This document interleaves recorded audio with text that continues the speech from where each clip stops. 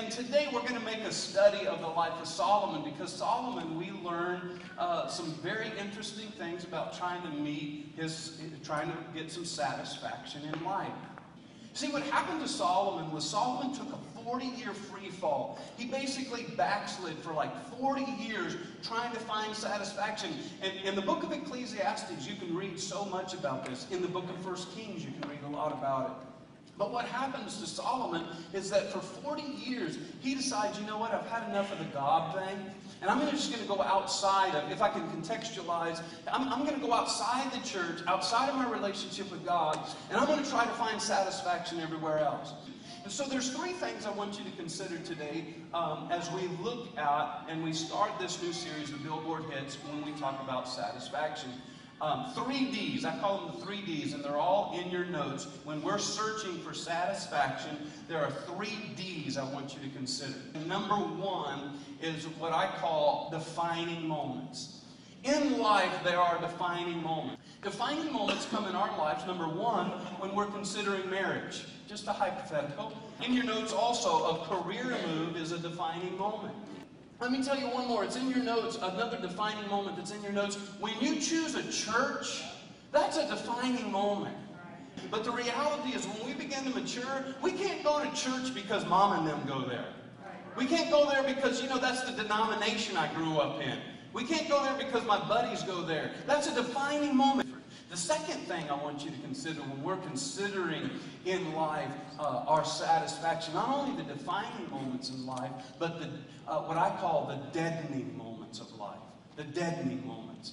You see, just like Mick Jagger, if we're not careful and we try to get satisfaction from the things of the world, you know what? We're going to do the exact lyrics of the song. We're going to try, and we're going to try, and we're going to try, and we're going to try.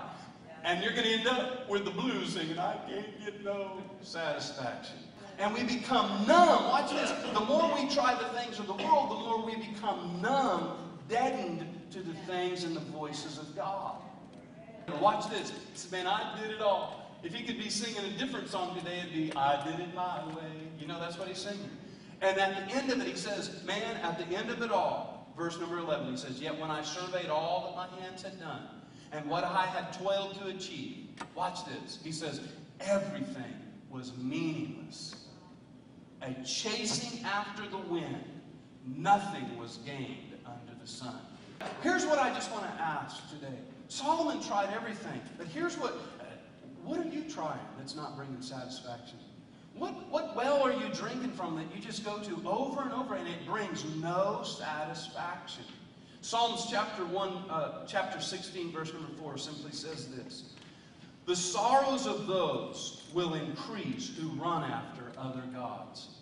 In other words, he told us from the beginning, if you go and try to find satisfaction in all those things, your sorrows will increase. Not only do we have to consider the defining moments of life, and we have to consider the deadening moments of life, the last thing I want you to consider on your way to your satisfaction is detect the pitfalls of your life. And I want to ask you in the form of a question. Do you have a radar in your life? Is there a radar in your life? In other words, let me say it this way. When I talk about detect your pitfalls, do you have somebody watching out for you in your life? Do you have a friend? Do you have somebody that will come along and bring some accountability? Obviously, Solomon didn't have one person in his life said, dude, what are you thinking? Solomon didn't have that. And let me make this statement. You cannot walk with God in a deep way without some kind of accountability. On your way to satisfaction in life, I want you to know there's going to be defining moments. There may be one today. Life is full of defining moments. Say, well, I'm already married. I already got my career. Or I'm already retired. It doesn't matter.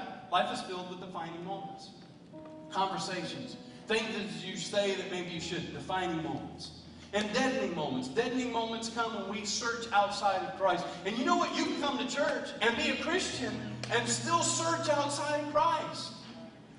Because we love God on Sunday, but man, Monday through Saturday, I'm pursuing those things. And I just have a feeling if I make Him number one in my life, I'm going to find some satisfaction in life.